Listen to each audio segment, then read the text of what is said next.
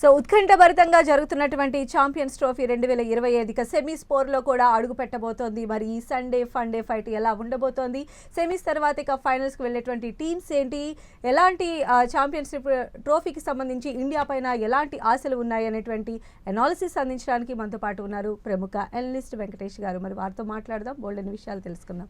నమస్కారం అండి. నమస్తే అండి సార్. మెయిన్గా ఇప్పుడు తలపడబోతున్నటువంటి ఇండియా వర్సెస్ న్యూజిలాండ్ మ్యాచ్ విషయానికి వస్తే టాప్ 1-2లో ఉన్నాయి. సో మీరేమంటారు సార్, ఈ రెండు జట్ల పైన మధ్యలో జరుగుతున్నటువంటి ఈ ఫైట్, అంటే గెలిచిన ఓడిన పెద్ద ఫరక్ పడదు, బట్ అయినప్పటికీ కూడా ఇంట్రెస్టింగ్ ఫైట్ కాబోతోంది అని ఫ్యాన్స్ ఎక్స్పెక్ట్ చేస్తున్నారు. మీ అనాలిసిస్ ఏంటి? ఇంట్రెస్టింగ్ అండ్ టఫ్ ఫైట్ కూడానండి. ఎందుకంటే ఇండియా ఇంతవరకు 2 మ్యాచ్లు ఆడారు, 2 మ్యాచ్లు ఈజీ గెలిచారు. కానీ ఎవరి మీద గెలిచారు? పాకిస్తాన్ అండ్ బంగ్లాదేశ్. పాకిస్తాన్తో మనకి రైవలరీ ఉంది, ఎమోషనల్ అన్నీ కరెక్టే, కానీ టీమ్ స్ట్రెంత్ తీసుకున్న అంత స్ట్రాంగ్ టీం కాదు Pakistan. Present Pakistan team is not so strong. అలాగే బంగ్లాదేశ్ ఎప్పుడు స్ట్రాంగ్ కాదు. కానీ this New Zealand team is very very strong. బ్యాటింగ్లో కానీ బౌలింగ్లో కానీ చాలా స్ట్రాంగ్. ఫీల్డింగ్లో డెఫినెట్గా వాళ్ళు far superior to India. India కూడా చాలా మంచి ఫీల్డింగ్ సైడ్, కానీ న్యూజిలాండ్తో మనం మ్యాచ్ చేయలేం. అంత మంచి ఫీల్డింగ్తోనే వాళ్ళు మ్యాచ్లు గెలవగల కేపబిలిటీ ఉండే టీం అది. తర్వాత ఏంటంటే వాళ్ళు ఒక టీమ్గా ఆడతారు. మనం ఏంటంటే మన టీం కానీ చాలా టీమ్స్ ఏంటంటే ఒక 2-3 లేకపోతే 4-5 ఒక కొంతమంది స్టార్ ప్లేయర్స్ మీద డిపెండ్ అవుతారు. But New Zealand is not like that. న్యూజిలాండ్లో పెద్ద స్టార్స్ కనబడరు మనకి, కానీ ఒక టీమ్గా ఆడతారు. ప్రతి ఒక్కరి కాంట్రిబ్యూషన్ ఉంటుంది. సో చాలా డేంజరస్ టీం అది. మన గతంలో కూడా అనేక సందర్భాల్లో మన ఇబ్బంది పెట్టారు, అనేక సార్లు మనని దెబ్బకొట్టిన టీం అది. ఐసీసీ టెస్ట్ ఛాంపియన్షిప్ ఫైనల్లో అనుకోండి, మొన్న అదే రీసెంట్గా మీరు చెప్పినట్టు టెస్ట్లో వైట్ వాష్ ఎప్పుడూ లేనట్టుగా చాలా అవమానకరంగా మనం ఎన్నో సంవత్సరాల తర్వాత వాళ్ళ చేతిలో ఓడిపోయాం. సో ఎప్పుడు మనకి న్యూజిలాండ్ మన ఇబ్బంది పెడుతున్నాం. అందుకని this is tough fight, interesting but very very tough fight. Yes sir, మీరు చెప్పినట్టు కానీ న్యూజిలాండ్తో ఏదైనా మ్యాచ్, అది క్వార్టర్ ఫైనల్ కావచ్చు, అంటే సెమీస్కి దగ్గరగా ఉన్నటువంటి మ్యాచ్ల్లో డెఫినెట్గా కూడా ఈ టీం అనేది మనకి థ్రెట్టే.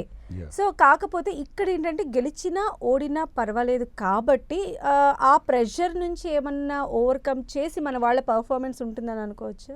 గెలిచినా ఓడినా పెద్ద తేడా ఏముండదు మీరు చెప్పినట్టుగా, కానీ ఏంటంటే గెలవాలి. ఎందుకంటే ఆ విన్నింగ్ మొమెంటమ్, ఆ విన్నింగ్ ఈజ్ ఎ హ్యాబిట్. ఆ గుడ్ హ్యాబిట్ కంటిన్యూ చేయాలి. 2 మ్యాచ్లు గెలిచారు, సరే పర్వాలేదు, ఈ మ్యాచ్ గెలిచిన ఓడినా పెద్ద తేడా లేదు అనుకుంటే కాదు. You have to win this match. ఈ మ్యాచ్ గెలవాలి. రెండోది ఏంటంటే న్యూజిలాండ్ టీం, మీరు ఇందాక అన్నారు కదా టాప్ 2 టీమ్స్ అని చెప్పి. సో ఫైనల్లో కూడా మన న్యూజిలాండే ఎదురుపడచ్చు. సో న్యూజిలాండ్ మీద ఇక్కడ గెలిస్తే you will have that confidence, అరే ఈ టీం మీద గెలిచాం ఆల్రెడీ అని కాన్ఫిడెన్స్ ఉంటుంది. సో ఆ విన్నింగ్ హ్యాబిట్ని మార్చుకోకూడదు. 100% కమిట్మెంట్తో మీరు ఈ మ్యాచ్ కూడా గెలవాలి. యాజ్ ఇఫ్ ఇది ఒక నాకౌట్ మ్యాచ్గా భావించి ఆడాలి. లేకపోతే ఏంటంటే ఆటోమేటిక్గా మీరు అన్నట్టు కేర్లెస్గా ఆడే ప్రమాదం ఉంటుంది. అలా తీసుకోవాల్సిన అవసరం లేదు. చాలా ఇంపార్టెంట్ మ్యాచ్ అది, ఏ రకంగా చూసుకుని చాలా ఇంపార్టెంట్. అయితే ఫస్ట్ ప్లేస్ సెకండ్ ప్లేస్ అనుకోండి సార్. ఇప్పుడు విన్ అయిన వాళ్ళు ఫస్ట్ ప్లేస్, లూజర్ సెకండ్, అంటే సెకండ్ వచ్చిన వాళ్ళు సెకండ్ గ్రూప్లో. సో ఫస్ట్ ఉంటే ఏం బెనిఫిట్స్ ఉంటాయి సార్, సెకండ్ వస్తే ఎలాంటి డిసడ్వాంటేజెస్ ఉంటాయని అనుకోవచ్చు సైకలాజికల్గా? అంటే మామూలుగా ఏంటంటే ఇన్ జనరల్ స్పీకింగ్ ఏంటంటే ఫస్ట్ వచ్చిన టీం అవతల గ్రూప్లో సెకండ్ టీంతో ఆడుతుంది. సో అవతల గ్రూప్లో సెకండ్ టీం కాబట్టి ఆ టీం వీక్గా ఉంటుందని మనం ఒక ఎజంప్షన్లో ఉంటాం. కానీ ఇక్కడ సమస్య ఏంటంటే అవతల దీంట్లో క్వాలిఫై అయింది ఎవరు? ఆస్ట్రేలియా ఆల్రెడీ క్వాలిఫై అయిపోయింది, and south Africa almost qualify అయిపోయింది. 2 టీమ్స్ చాలా చాలా స్ట్రాంగ్గా ఉన్నాయి. ఆస్ట్రేలియాలో చాలామంది ఇంపార్టెంట్ ప్లేయర్స్ లేరు, కానీ వాళ్ళు ఎప్పుడు బాగా ఆడతారు ఐసీసీ టోర్నమెంట్స్లో. అలాగే ఈ టోర్నమెంట్లో కూడా చాలా బాగా స్టార్ట్ చేశారు వాళ్ళు. And south Africa is looking very very strong. So అటు సౌత్ ఆఫ్రికా వచ్చినా ఆస్ట్రేలియా వచ్చినా పెద్ద తేడా ఉండదు. బట్ ఐ ఫీల్ దట్ ఆస్ట్రేలియాతో మనం సెమీఫైనల్ ఆడితే బాగుంటుంది. ఎందుకంటే నాకు తెలిసినంతవరకు ఆస్ట్రేలియాని ఎప్పుడు మనం ఫైనల్లో ఓడించలేదు. ఈవెన్ రీసెంట్గా 2023 వన్డే వరల్డ్ కప్ ఫైనల్లో కూడా వాళ్ళ చేతిలో ఓడిపోయాం మనం. సో ఫైనల్లో ఆస్ట్రేలియా లాంటి టఫ్ అపోనెంట్ని ఫేస్ చేయడం కంటే సెమీస్లో మనం చాలాసార్లు ఓడించేవాళ్ళం. కాబట్టి మనం సెమీస్లోనే వాళ్ళ మీద గెలిచేసి ఫైనల్లో you will have either New Zealand or South Africa. వాళ్ళు ఎప్పుడు కూడా ఫైనల్స్ గెలిచిన సందర్భం లేదు. అంటే వరల్డ్ కప్స్ అయితే గెలవలేదు. ఈ ఛాంపియన్స్ ట్రోఫీలో గతంలో ఎప్పుడో 2000 కంటే ముందు గెలిచారు. కాబట్టి వాళ్ళైతే రిలేటివ్లీ బెటర్ అపోనెంట్స్గా నేను భావిస్తున్నాను. సో ఎవరు వస్తారనేది తెలియదు, కానీ సౌత్ ఆఫ్రికాని ఆస్ట్రేలియాని we better face them in the semifinal rather than in the final అని నా అభిప్రాయం. అండ్ సార్ మనం చూస్తే మొన్న మ్యాచ్లో కూడా కోహ్లీ మైల్ స్టోన్స్, రోహిత్ శర్మ కానీ మైల్ స్టోన్స్ అచీవ్ చేస్తూ ఉన్నారు. అండ్ ఈ మ్యాచ్లో కూడా అలాంటివి ఉన్నాయి, దానికి దగ్గరలోనే మన వాళ్ళు ఉన్నారు అని కూడా వస్తుంది సార్. మీరు ఏం చెప్తారు? కోహ్లీ ఇప్పుడున్న స్టేజ్లో అతను ప్రతిదీ మైల్ స్టోన్. ఇన్ఫ్యాక్ట్ ఈ మ్యాచ్ అతనికి 300th ఓడిఐ మ్యాచ్. అవును, 300. సో అది ఒక పెద్ద మైల్ స్టోన్. 5100s మనం చేశాడు, 14,000 రన్స్ చేశాడు, అందరికంటే క్విక్గా రన్స్ చేశాడు. సో కోహ్లీ ఏం చేసినా ఈ స్టేజ్లో అతనికి ఆ మైల్ స్టోన్స్ వస్తూనే ఉంటాయి. బట్ మైల్ స్టోన్స్ కంటే ముఖ్యంగా ఏంటంటే ఇండియన్ టీమ్కి కాంట్రిబ్యూట్ చేయాలి. లాస్ట్ మ్యాచ్లో ఎలాగైతే పాకిస్తాన్ మీద ఎప్పటిలాగా బాగా పర్ఫామ్ చేసి సెంచరీ చేసి మనం గెలిపించాడు. సో కోహ్లీ ఫామ్లోకి రావడంతో ఏంటంటే అతన్ని చూసి మిగతా టీం కూడా భయపడుతుంది. అవతల టీం ఏంటంటే దే హ్యావ్ విరాట్ కోహ్లీ అనే ఒక ఫీలింగ్ ఉంటుంది. ఇన్ని రోజులు కొద్దిగా విరాట్ కోహ్లీ ఫామ్లో లేకపోయేసరికి వాళ్ళకి ఆ సైకలాజికల్గా కొంత ఎడ్జ్ ఉండే అవకాశం ఉంది. కానీ విరాట్ కోహ్లీ ఎప్పుడైతే ఫామ్లోకి వచ్చాడో ఇండియన్ టీం ఆల్రెడీ యంగ్స్టర్స్ బాగా ఆడుతున్నారు. శుభ్మన్ గిల్ కానీ, శ్రేయస్ అయ్యర్, కేఎల్ రాహుల్ బాగా ఆడుతున్నారు. వాళ్ళతో పాటు విరాట్ కోహ్లీ కూడా ఫామ్లోకి వస్తే మన టీం ఒక డిఫరెంట్ లెవెల్కి వెళ్ళే అవకాశం. సో రైట్ టైంలో విరాట్ కోహ్లీ ఫామ్లోకి వచ్చాడని నేను అనుకుంటున్నాను. అండ్ ఈ మ్యాచ్లో కూడా విరాట్ కోహ్లీ 106 రన్స్ తేడాలు, అంటే సచిన్ టెండూల్కర్ మరో రికార్డ్ని కూడా బ్రేక్ చేయడానికి దగ్గరగా ఉన్నారు కాబట్టి సో మళ్ళీ మనం సెంచరీని ఎక్స్పెక్ట్ చేయొచ్చు అంటారా విరాట్ నుంచి? అదే పవర్ ప్యాక్డ్ పర్ఫార్మెన్స్, సెంచరీ కంటే కూడా మ్యాచ్ విన్నింగ్ పర్ఫార్మెన్స్ అయితే మనం ఎక్స్పెక్ట్ చేయాలండి. ఎందుకంటే పర్సనల్ ల్యాండ్ మార్క్స్ కంటే కూడా అతను ఇండియన్ టీమ్ విన్నింగ్కి కంట్రిబ్యూట్ చేస్తే బాగుంటుంది. So that is more important than his personal landmarks. Okay, అలానే రోహిత్ శర్మ గురించి చెప్పండి సార్. ఆయన కూడా మరో మైల్ స్టోన్ రీచ్ కావచ్చు. కేవలం 18 రన్స్ తేడాతోనే ఉన్నారు. అంటే న్యూజిలాండ్ పైన చేసేటువంటి పరుగుల విషయంలో కూడా ఆయన మైల్ స్టోన్ రీచ్ అవుతున్నారని విన్నాం మేము. సో దీనిపైన సో అయితే ఒక్క క్వశ్చన్ మార్క్ ఏముందంటే రోహిత్ శర్మ మ్యాచ్లో ఆడతాడా లేదా, ఎందుకంటే అతనికి హ్యామ్స్ట్రింగ్ ప్రాబ్లం ఉంది. సో అతను యాక్చువల్గా ఇండియా బుధవారం రోజు ప్రాక్టీస్ చేసినప్పుడు అతను ఎలాంటి ప్రాక్టీస్ చేయలేదు. కానీ ఫ్రైడే రోజున he has done some practice, batting practice మాత్రం చేసి ఫీల్డింగ్ ప్రాక్టీస్ చేయలేదు. సో అతనికి ఇంకా కాలు దెబ్బ ఇబ్బంది పెడుతుంది, హ్యామ్స్ట్రింగ్ ప్రాబ్లం ఇబ్బంది పెడుతుందని డౌట్. ఎందుకంటే సరే మీరు చెప్పినట్టుగా ఈ మ్యాచ్ అంత ఇంపార్టెంట్ కాదు. సో ఈ మ్యాచ్లో అతను ఆడకపోయినా శుభ్మన్ గిల్ కెప్టెన్గా ఉంటాడు, రిషబ్ పంత్ అతను రీప్లేస్ చేస్తాడు, బాగానే ఉంటుంది మీకు. ఎందుకంటే India is going to play their semifinal on 4th. So మీకు ఎక్కువ గ్యాప్ లేదు. మళ్ళీ 2వ తారీఖున రోహిత్ శర్మ మ్యాచ్ ఆడి ఆ మ్యాచ్లో మళ్ళీ ఆ గాయం తిరగబెడితే సెమీఫైనల్కి అతను మిస్ అయ్యే ప్రమాదం ఉంటుంది. సో అతను 100% ఫిట్గా ఉంటేనే ఆడతాడు. ఏ మాత్రం డౌట్ ఉన్నా అతను ఆడించే అవకాశం లేదు. సో రోహిత్ శర్మ ఆడడం విషయంలో ఇంకా క్వశ్చన్ మార్క్ ఉంది. ఇది ఇంకా టీం కూడా ఎలాంటి రివిలేషన్ ఇవ్వట్లేదు, వాళ్ళు ఎలాంటి చెప్పట్లేదు అతను ఫిట్గా ఉన్నాడా లేని విషయంలో. కేఎల్ రాహుల్ ప్రెస్ మీట్లో కానీ ఎక్కడ కానీ క్లారిటీ ఇవ్వలేదు మనకి. ఎందుకంటే ఇలాంటి విషయాలు ముందు చెప్పరు, దాన్ని బట్టి అవతల టీం ప్రిపేర్ అవుతుందని చెప్పి. So I think Rohit Sharma ఆడడం కొంచెం వరకు డౌటే, 50-50 ఛాన్సెస్ మాత్రం ఉన్నాయని మనం అనుకోవాలి.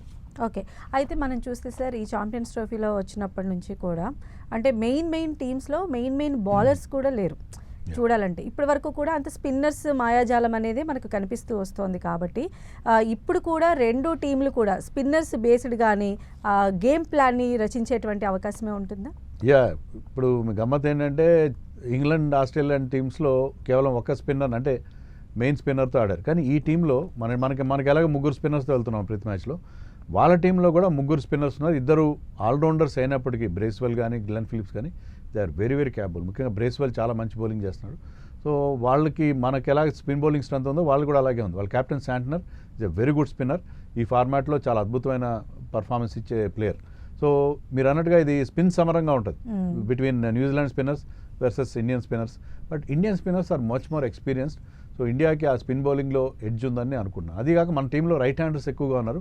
వాళ్ళ దగ్గర 2 ఆఫ్ స్పిన్నర్స్ ఉన్నారు. Off spinners are generally not very effective against right handers. కాబట్టి మన టీంలో ఎక్కువ రైట్ హ్యాండర్స్ ఉండడం మనకు ఉపయోగపడే ఒక ఫ్యాక్టర్గా కనిపిస్తుంది. ఓకే, అంటే వాళ్ళ స్పిన్నర్స్ని మనకు ఉన్నటువంటి బ్యాటింగ్ లైనప్ ఎంతవరకు కట్టడి చేయగలుగుతారు అనుకుంటే, వాళ్ళు ఎలా ఓవర్కమ్ చేయగలుగుతారు, లేదా వాళ్ళ స్పిన్నర్స్ మనల్ని ఎంతవరకు కట్టడి చేసే అవకాశం ఉంటుంది? అంటే ఈ పర్టికులర్ టీంలో శ్రేయస్ అయ్యర్ కానీ, కేఎల్ రాహుల్ కానీ, అక్షర్ పటేల్ వీళ్ళందరూ స్పిన్ చాలా బాగా ఆడతారు. శుభ్మన్ గిల్ కూడా ఒక స్టేజ్లో సెటిల్ అయిన తర్వాత స్పిన్నర్స్ మీద కౌంటర్ అటాక్ చేస్తారు. సో వాళ్ళ స్పిన్నర్స్ బాగున్నారు కరెక్టే, కానీ మన టీంలో కూడా చాలా స్ట్రాంగ్ ప్లేయర్స్ ఉన్నారు who play very well against spin మీద కౌంటర్ అటాక్ చేయగల ప్లేయర్స్. ముఖ్యంగా Shreyas Iyer is very good against spin. Shreyas Iyer కానీ కేఎల్ రాహుల్ కానీ స్వీప్ షాట్ బాగా ఆడతారు, తర్వాత స్పిన్నర్స్ మీద ఎదురుదాడి చేస్తారు వాళ్ళు. సో అందుకని వాళ్ళ స్పిన్నర్స్ మనకు అంతా థ్రెట్ ఇస్తారనుకోండి. మీరు బ్యాటింగ్ లైనప్ చూసుకుంటే ఇండియా ఇప్పుడు అందరూ ఫామ్లో ఉన్నారు. కెప్టెన్ రోహిత్ శర్మ, గిల్ అయితే సూపర్ ఫామ్లో ఉన్నాడు, విరాట్ కోహ్లీ ఫామ్లోకి వచ్చాడు, శ్రేయస్ అయ్యర్ ఇటీవల కాలంలో అద్భుతమైన ఫామ్లో ఉన్నాడు, KL Rahul also contributing, Akshar Patel ఏ నెంబర్లో వచ్చినా అతను బ్రహ్మాండంగా బ్యాటింగ్ చేస్తున్నాడు. సో ఇలాంటి బ్యాటింగ్ లైనప్ ఉంది. And somebody like Jadeja coming in at number 8, మీకు ఆ డెప్త్ కూడా ఉంది. సో ఇండియన్ బ్యాటింగ్ లైనప్ని న్యూజిలాండ్ బౌలర్స్ అంత ఇబ్బంది పడతారని నేను అనుకోను, కానీ వాళ్ళని ఏమాత్రం తక్కువగా అంచనా వేయకూడదు. సో కైల్ జేమిసన్ అని చాలా టాల్ బౌలర్, అతను గతంలో కూడా ఇండియాకి అగేన్స్ట్గా చాలా బాగా పర్ఫామ్ చేసిన బౌలర్, అతను రీప్లేస్మెంట్గా వచ్చాడు. బహుశా రేపటి మ్యాచ్లో అతను ఆడతాడు. సో అతను కూడా మనకి ట్రబుల్ ఇవ్వచ్చు along with other New Zealand pacers and spinners. So New Zealand విషయంలో జాగ్రత్తగా ఉండాలి. మన టీం చాలా స్ట్రాంగ్గా ఉంది, నో డౌట్. బట్ ఏ మాత్రం కొంచెం అలసత్వం ప్రదర్శించినా, కొంచెమైనా వాళ్ళని లైట్గా తీసుకున్నా చాలా ప్రమాదం అయ్యే అవకాశం. సేమ్ వైస్ వర్సా సార్, మరి వాళ్ళ బ్యాటింగ్ లైనప్ని మన స్పిన్నర్స్ ఎంతవరకు పరుగుల విషయంలో కట్టడి చేసే అవకాశం ఉండొచ్చు సార్? ఈ న్యూజిలాండ్ టీంకి ఉన్న ప్రత్యేకత ఏంటంటే వాళ్ళ టీంలో ఉన్న చాలా మంది ప్లేయర్స్ స్పిన్ బాగా ఆడతారు. డెవన్ కాన్వే కావచ్చు, రచిన్ రవీంద్ర. రచిన్ రవీంద్ర వరల్డ్ కప్లో 2 years బ్యాక్ అద్భుతంగా బ్యాటింగ్ చేశాడు. అది ఈ టోర్నమెంట్లో ఫస్ట్ మ్యాచ్ ఇంజరీ వల్ల ఆడలేదు, కానీ సెకండ్ మ్యాచ్లో వచ్చి రావడంతో సెంచరీ చేశాడు. సో ఏషియన్ కండిషన్స్లో బాగా ఆడతాడు. అతను న్యూజిలాండర్ అయినప్పటికీ అతనికి ఉన్న ఆ బెంగళూరు మూలాలు అనుకోండి, దానివల్ల ఈ place as if Indian players ఎంత బాగా ఆడతారు, స్పిన్ అంత బాగా ఆడతాడు. స్పిన్ అతను బాగా ఆడతాడు, టామ్ లేథమ్ బాగా ఆడతాడు, విలియమ్సన్ బాగా ఆడతాడు. So all these players, Daryl Mitchell ఆడితే డెరిల్ మిచెల్ స్పిన్ బాగా ఆడతాడు. All these players play spin very well. So మన స్పిన్నర్స్కి ఇది చాలా పెద్ద పరీక్ష, ఎందుకంటే వాళ్ళు మన పప్పులు ఉడకో వాళ్ళ ముందు, బికాస్ వాళ్ళు స్పిన్ చాలా బాగా ఆడతారు. సో అందుకని మన స్పిన్నర్స్కి చాలా చాలా పెద్ద టెస్ట్ ఇది. ప్లస్ మన స్పిన్నర్స్తో పాటు మన పేస్ బౌలర్స్ కూడా, ఒకవేళ స్పిన్నర్స్ ఇన్ఎఫెక్టివ్ అనిపిస్తే వాళ్ళు పేస్ బౌలర్స్ వికెట్స్ తీయాలి. సో న్యూజిలాండ్ మనం ఇంతవరకు ఆడుతూ పాడుతూ 2 మ్యాచ్లు గెలిచేసాం, ఈజీగా సెమీఫైనల్ చేరుకున్నాం. కానీ ఇప్పుడు రియల్ టెస్ట్ మన బౌలింగ్ అటాక్కి ఇది న్యూజిలాండ్ ఇవ్వబోతుంది. And coming to the teams sir, అంటే ఇప్పుడు ఉన్నటువంటి టీమ్స్తోనే బరిలోకి దిగేటువంటి అవకాశం ఉండొచ్చా? ఏమైనా చిన్న చిన్న మార్పులు ఉండేటువంటి అవకాశం ఎంతవరకు ఉండొచ్చు? ఇండియన్ టీంలో మనం అనుకున్నట్టుగా రోహిత్ శర్మ ఆడకపోతే రిషబ్ పంత్ టీంలోకి వస్తాడు. బట్ రిషబ్ పంత్ ఓపెనింగ్ చేయకపోవచ్చు. కేఎల్ రాహుల్ ఓపెనింగ్ చేసి రిషబ్ పంత్ మిడిల్ ఆర్డర్లో ఆడతాడు. కేఎల్ రాహుల్ కీపింగ్ చేస్తాడా, రిషబ్ పంత్ కీపింగ్ చేస్తాడా అనేది కూడా మనకి ఎంతవరకు క్లారిటీ లేదు. ఒకవేళ అతను, అలాగే మహమ్మద్ షమి కూడా ఫుల్ ఫిట్గా లేడు. సో అతనికి కూడా రెస్ట్ ఇచ్చి హర్షదీప్ని ఆడిస్తారని ఒక టాక్ ఉంది. నేను ఇంకొక మార్పు కూడా నేను ఎక్స్పెక్ట్ చేస్తున్నా, అదేంటంటే జడేజా ప్లేస్లో వాషింగ్టన్ సుందర్ని ఆడించవచ్చు. ఎందుకంటే Washington Sundar off spinner. New Zealand టీంలో చాలామంది లెఫ్ట్ హ్యాండర్స్ ఉన్నారు, రచిన్ రవీంద్ర కానీ, టామ్ లేథమ్, డెవన్ కాన్వే, వీళ్ళందరూ లెఫ్ట్ హ్యాండర్స్. సో అందుకని ఒక ఆఫ్ స్పిన్నర్ ఉంటే లెఫ్ట్ హ్యాండర్స్కి అగేన్స్ట్ ఆఫ్ స్పిన్నర్స్ ఎప్పుడు బెటర్గా ఉంటారు. అందుకని ఇద్దరు left arm spinners Akshar and జడేజాతో ఆడడం అనేది కొంచెం రిస్క్ అవుతుంది. సో ఆ మార్పు కూడా ఉండే అవకాశం ఉంది. న్యూజిలాండ్ టీంలో జేమిసన్ వచ్చాడు కాబట్టి కైల్ జేమిసన్ ఆడించి నేథన్ స్మిత్ అనుకుంటా ఒక ఆల్రౌండర్ ఉన్నాడు, అతని ప్లేస్లో జేమిసన్ లాంటి ఎక్కువ ఎక్స్పీరియన్స్ ప్లేయర్ని ఆడించే అవకాశం. ఈవెన్ మిచెల్ కూడా మళ్ళీ బ్యాక్ టు మ్యాచ్కి వచ్చే అవకాశం ఉందా, లేదా రచిన్ రవీంద్రతోనే కంటిన్యూ చేయాలి? రచిన్ రవీంద్ర బాగా ఆడుతున్నాడు కాబట్టి ఎవరి ప్లేస్లో ఆడించాలి. మిచెల్ విలియంగా ఆల్రెడీ ఒక సెంచరీ చేశాడు ఓపెనర్. సో మిచెల్ ఫస్ట్ మ్యాచ్లో అంత ఇంప్రెసివ్గా ఆడలేదు. సో మిచెల్ ఇండియాకి అగేన్స్ట్గా చాలా మంచి రికార్డు ఉంది. 1 Day వరల్డ్ కప్లో మనం 2 మ్యాచ్లు ఆడితే న్యూజిలాండ్తో 2 సార్లు అతను సెంచరీలు చేశాడు. సో అలాంటి ప్లేయర్ని బహుశా పక్కన పెట్టాల్సిన పరిస్థితి కనిపిస్తుంది.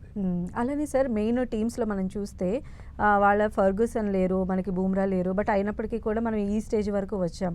And Shami performance even world cup 2023లో కూడా మనం చూసాం, చాలా ప్రెషర్ కండిషన్లో ఆయన వికెట్లు తీశారు.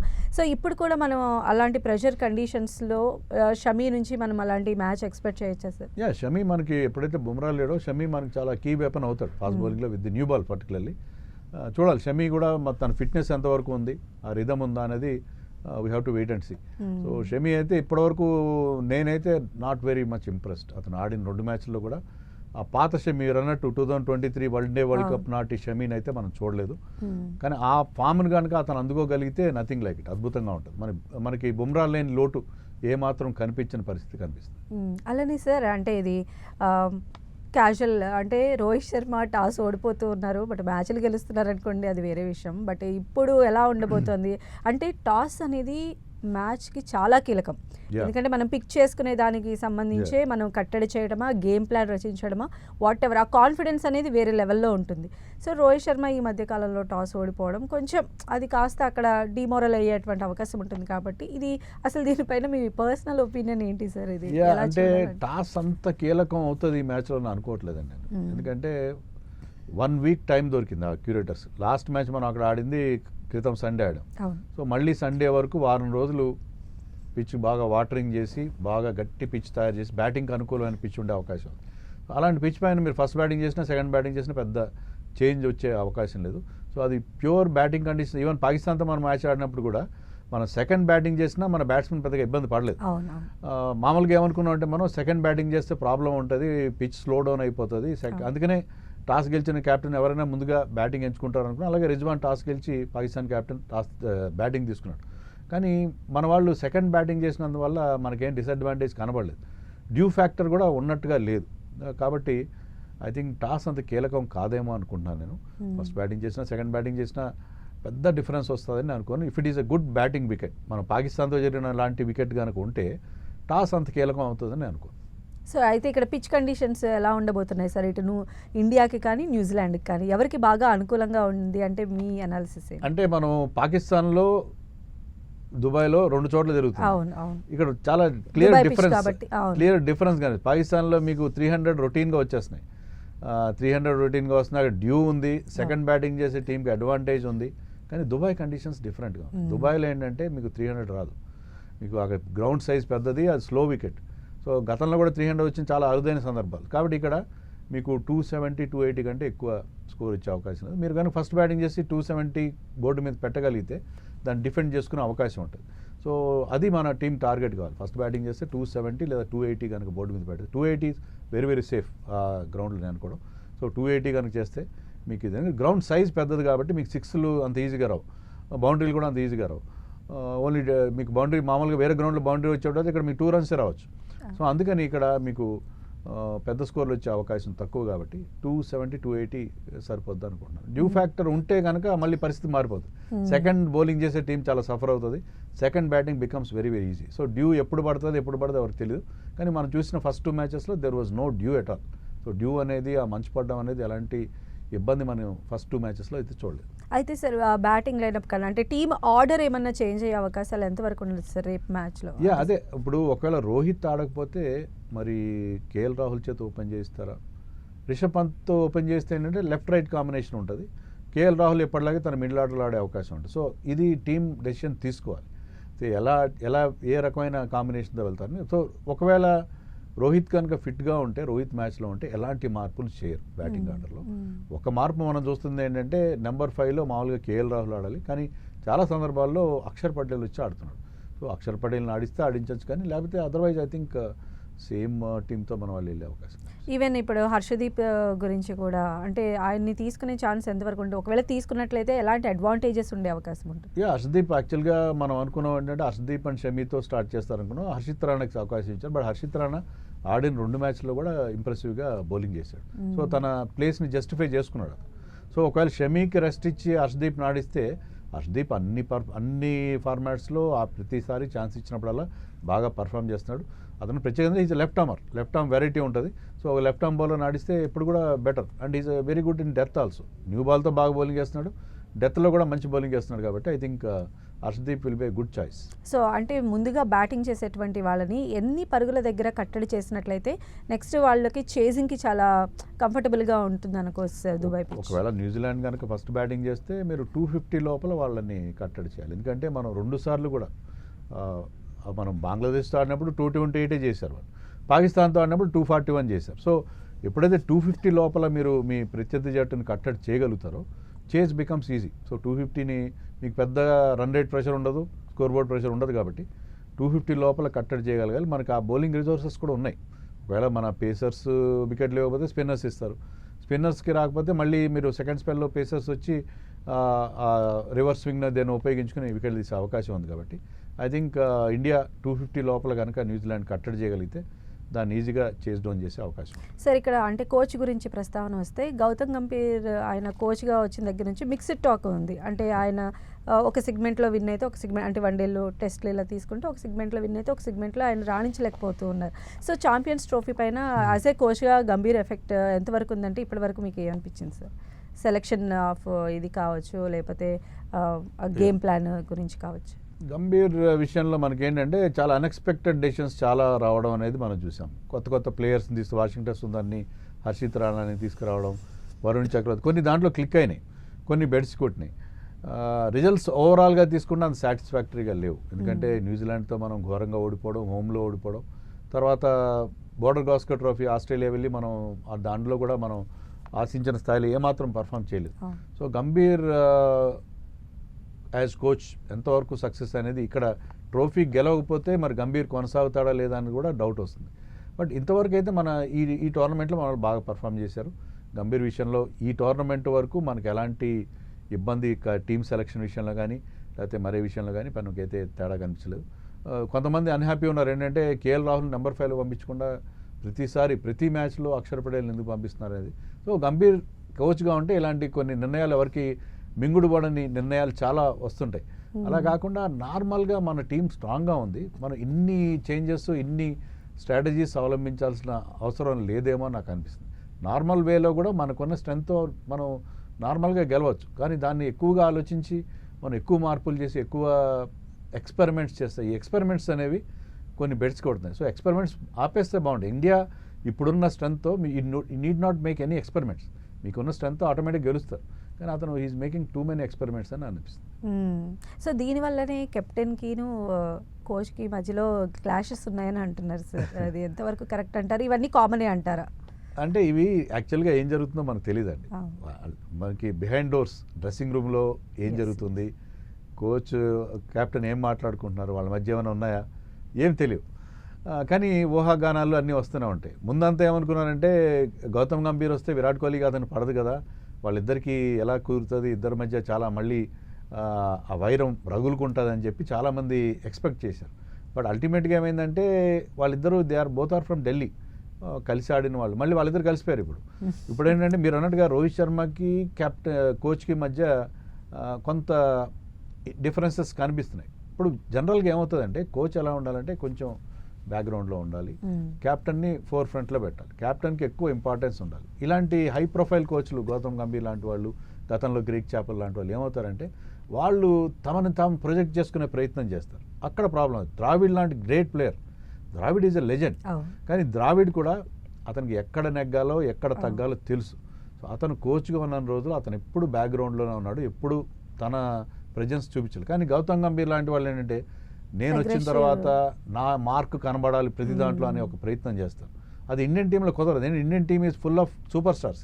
వాళ్ళ సూపర్ స్టార్స్ వేరే వాళ్ళ ఇంటర్ఫీరెన్స్ తట్టుకోలేరు. కెప్టెన్గా ఉన్న విరాట్ కోహ్లీ విషయంలో ఎవరైనా ఇంటర్ఫీర్ అయినా తట్టుకోలేడు Rohit Sharma, because they have that super star image. So అందుకని ఇండియన్ టీంకి Gary Kirsten, John Wright, Rahul Dravid ఇలాంటి కోచ్లు. Ravi Shastri tough guy, but అతనికి టీంతో ఎలా వ్యవహరించాలో తెలుసు. అతని కోచింగ్ స్టెంట్ చాలా సక్సెస్ఫుల్గా చేయగలిగాడు. కానీ గౌతమ్ గంభీర్ తొందరగా అతను రాజీ పడు, ఏ విషయంలో తాను అనుకున్న దాన్ని ఖచ్చితంగా ఇంప్లిమెంట్ చేయాలంటాడు. అది ఇండియన్ టీంలో ఆ రకమైన ధోరణి కుదరదేమో అనిపిస్తుంది. సో గౌతమ్ గంభీర్ తన ఫుల్ టర్మ్ కంప్లీట్ చేస్తాడని నాకైతే నమ్మకం లేదండి. Okay sir, very frank with you. Okay. And sir ఇప్పుడు బూమ్రా కెప్టెన్సీ కూడా మనం చూస్తూనే ఉన్నాం. అంటే సడన్గా బూమ్రా కెప్టెన్ అని అనౌన్స్ చేస్తున్నారు, బట్ ఆయన నిలబెట్టుకుంటున్నటువంటి సిచ్యువేషనే ఉంది. కాబట్టి బూమ్రా కెప్టెన్సీ పైన మీ ఒపీనియన్ ఏంటి సార్? బుమ్రాని టెస్ట్ మ్యాచ్లు కెప్టెన్ చేయొచ్చు, ఆల్రెడీ 3 మ్యాచ్లో కెప్టెన్సీ చేశాడు, బాగానే చేశాడు. కానీ బుమ్రాతో మన ప్రాబ్లం ఏంటంటే బుమ్రా ప్రతి మ్యాచ్కి అవైలబుల్గా ఉంటాడు.